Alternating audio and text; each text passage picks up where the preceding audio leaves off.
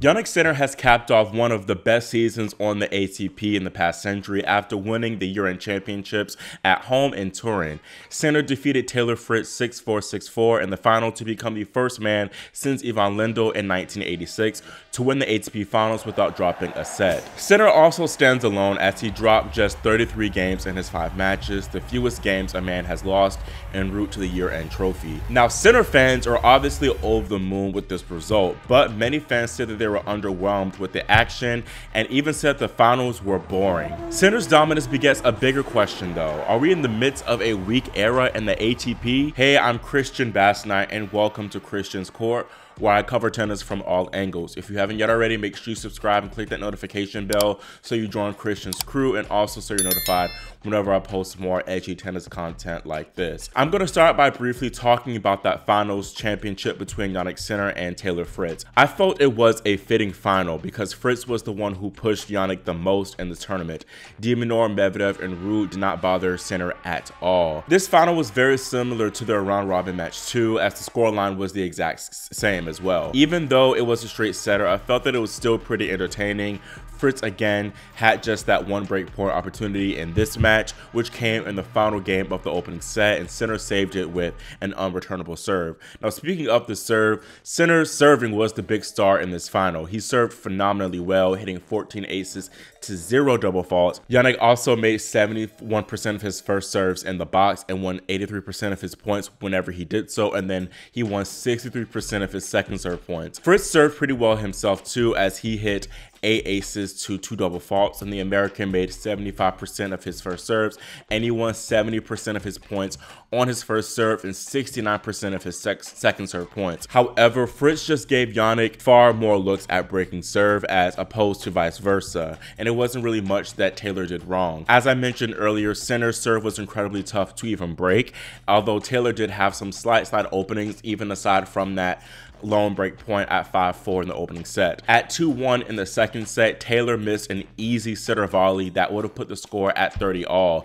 and it would have applied more pressure to Sinner, which he hardly did throughout the match. When Fritz got broken those 2 times, both of those games went to deuce, which shows how competitive the match kind of was, but that's just what separates the great players from the very best. Really, Taylor had to play the perfect match, really the match of his life to beat Jannik, which is an incredibly tough ask when the guy is hitting shots like this off of neutral rally shots and balls.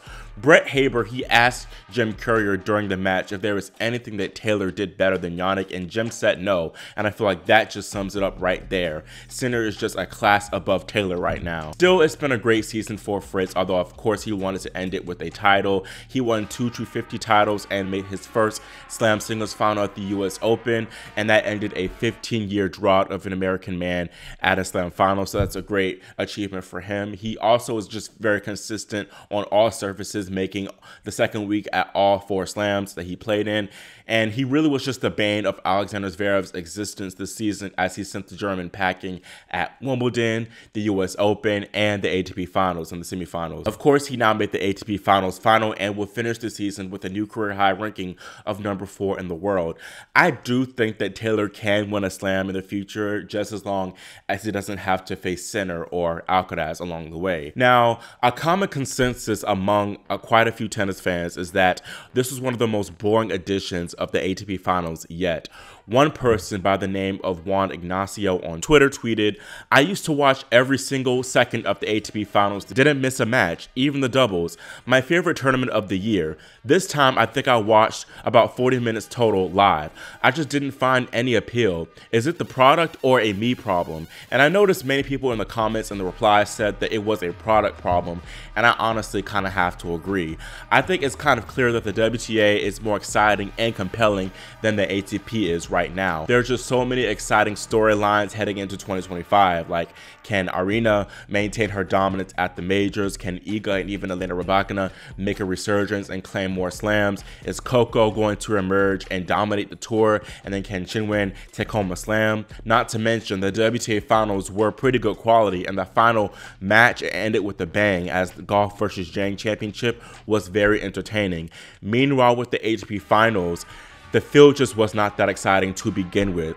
Sinner, Zverev, and Fritz were probably the only three in solid form heading into the finals. Medvedev was not high on confidence. Ruud had lost his last 8 of 9 matches, and Rublev, he hadn't done much notable since making the Montreal finals.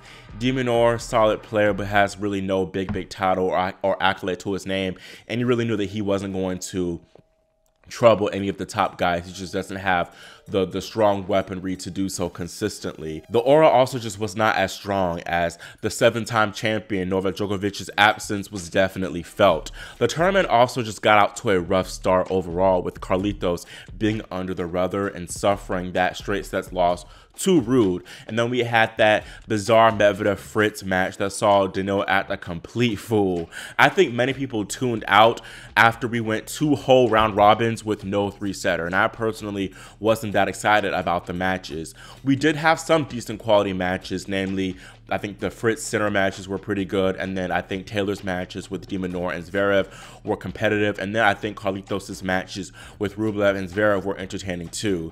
And I do think it is unfortunate that Alcaraz didn't make the semifinal stage, because he would have likely played Sinner in the semifinals, and I think that definitely could have elevated the tournament if we had an Alcaraz-Sinner match here, and it would have been more of a memorable one. But instead, we witnessed a 68-minute onslaught from Sinner against Ruud. I think Jannik would have been pushed more definitely by Alcaraz and Zverev, and it's just a matter of a matchup thing. Carlos and Alexander can trouble the Italian in ways that a Fritz can't. And I think it was a favorable draw here for Jannik for sure. Definitely not his toughest, and especially for his highest ranked opponent to be Taylor. Not gonna lie, but still all players that he faced and beat were top 10 players. So you got to beat who's in front of you, and Jannik did that convincingly, so you got to give him props. I do believe that while Alcaraz and Zverev would have pushed Jannik 2-3 sets, I think Sinner would have won the tournament regardless of whoever he faced, even if it was, you know, Zverev or Alcaraz. I think, again, the ATP Finals field looked a little bit weak without Novak, and while the Serb said that he is going to be playing more tournaments in 2025, I don't know if he's going to be around for much longer.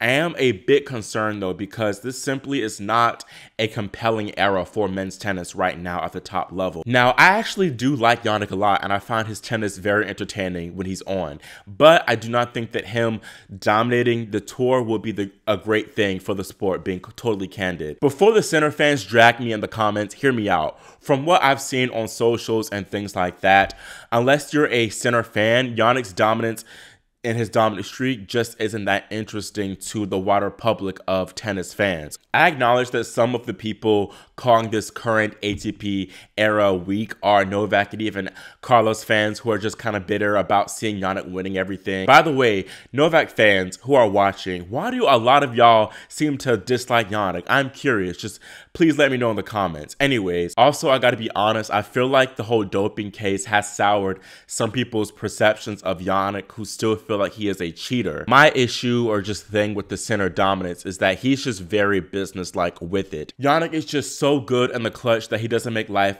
harder for himself than it needs to be, unlike Carlos Alcaraz, who is, in my opinion, objectively the more entertaining of the two. With Carlos, the tennis might not always be pretty, but he's going to give you a show, and it's going to be really entertaining tennis out of it. Jannik, though, when he wins these tournaments now, he hardly loses sets, and it's very much straightforward, which can be a turnoff to tennis fans. His US Open win was very matter-of-fact, and the same thing with his Australian Open win up until the final. And right now, Jannik has a clear chokehold on the hardcourt tournaments. He won the Australian Open, Rotterdam, Miami, Cincinnati Open, US Open, Shanghai, and now the ATP Finals. But I believe he can also be dominant on the grass and clay courts too. And I think grass, though, will probably be his better bet. And I think the grass suits his game a little bit better than the clay does. I think he really could have gone all the way at Wimbledon if he didn't fall ill. But I think he can win the championships for sure in the coming years. At Roland Garros too, he kind of came close, and he pushed Carlos, the eventual champion, to 5 sets in the semifinals. I wouldn't be surprised if Jannik was even more dominant, honestly, in 2025. I also say all this to say that I believe men's tennis would do better to bring in more legitimate rivals to the current top dog, who is clearly Sinner, who in my opinion will be the #1 for a very long time. He currently has over a 3,000 point lead over the #2, Alexander Zverev. Alcaraz would obviously be the biggest threat to a Sinner dominance, as he beat Jannik in all 3 of their tour meetings in 2024. That Alcaraz-Sinner rivalry is the most compelling thing that men's tennis has to offer right now, and that's not good. You know, we can't rely on these two to face off every single tournament. It's just not realistic. And then 2, the matchup, while they give us a really good match every time, eventually it might run stale. People might get tired of these two facing off every 2 tournaments. We have to have something else fresh, and I think we need to have another figure, another top dog figure in the mix to make things more intriguing. Taylor Fritz, he's good, but for some reason he doesn't move the needle as much for me and other people too, in terms of getting excitement and getting excited to watch him play. I don't think he's boring, but just something is missing for me with him. And then same thing with Alexander Zverev. His tennis has improved and has become a bit more watchable, but I'm still not a fan of how he plays tennis, and he does not really interest me at all right now. But I think he's definitely the biggest foil to another Alcaraz-Sinner slam sweep. The thing though is that Alexander Zverev just has, I mentioned this before, he has a bad talent, I guess, to make big matches less interesting with his tennis. Roland Garros final between him and Carlos, it was messy. It was a 5-setter, but it really wasn't that much of an entertaining, match. And it's quite something for you to kind of dim a Carlos Alcaraz match, because Carlos is going to do all he can do to make this match entertaining. But that just goes to show that Zverev just brings the quality down of matches. And I noticed the same thing when he played Sinner at the Cincinnati Open semifinals. It was just, it was 3 sets. It just wasn't great quality. As far as who we need in 2025 to be that figure, Daniil Medvedev, he could be one, but he has not been the same really since losing that Australian Open final to Jannik. Daniil has also been struggling too with that bum shoulder, and also just less motivation overall, as he said that, the balls have been playing more in Jannik and Carlos's favor, so he's feeling like a little bit of an underdog right now.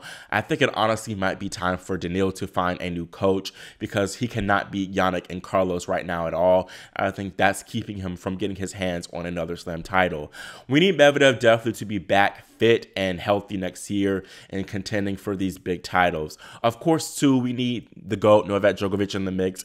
But the question is, will he be able to challenge Jannik and Carlos in the best of 5 settings? Father Time is not on his side, and I feel like he might be picking up more injuries as he ages, so I'm not sure if we can rely on him to keep the competitive juices flowing and challenging those 2 young greats in Carlos and Jannik.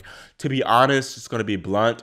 Ruud, Rublev, De Minaur, Tsitsipas, while they all are solid players, I don't think they have what it takes to be a consistent threat for these big titles. I just got to be real. We very well might be in the midst of a weaker period for the ATP, and while we obviously don't want that, these things are bound to happen. The WTA has had its fair share of weaker moments and periods, but now they're in a good spot, and I think they will be in a good spot for a minute. So I think it just might take some time for the other younger big talents to rise and challenge the likes of Sinner and Alcaraz.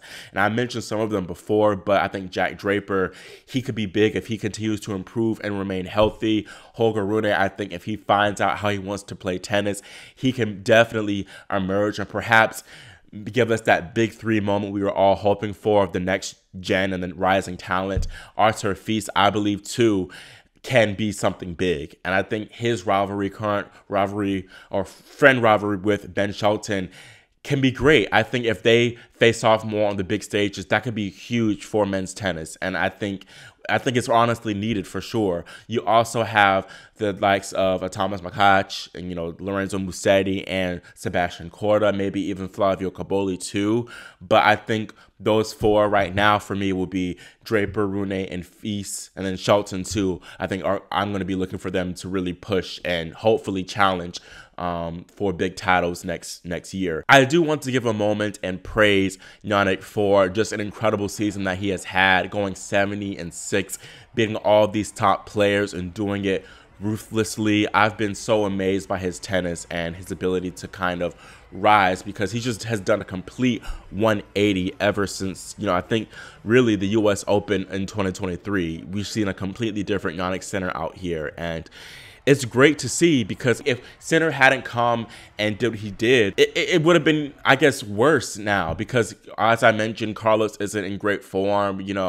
I'm glad that Jannik is playing great tennis. I just think that we need other people to rival him, and maybe he's just that good and people just won't be able to rival him, as he just seems to just want to get better and better and better. He's even trying to tinker with his rackets and stuff like that. And I do believe that, he only has 2 slams, but Jannik, I feel, could definitely win 10, 15 Grand Slams. For sure. I think it's definitely in the picture. Now, the only thing that might stop him is the doping case. WADA is trying to get him suspended for 1 to 2 years. So that's going to be very intriguing to see. The decision might not come until, mid 2025 or in the spring of 2025. So all eyes going to be on that. That definitely might throw a wrench in his dominance for sure. But 2025 overall, I think it's going to be very interesting and important for the ATP, and I hope that it does in fact deliver and disprove the weak era allegations. But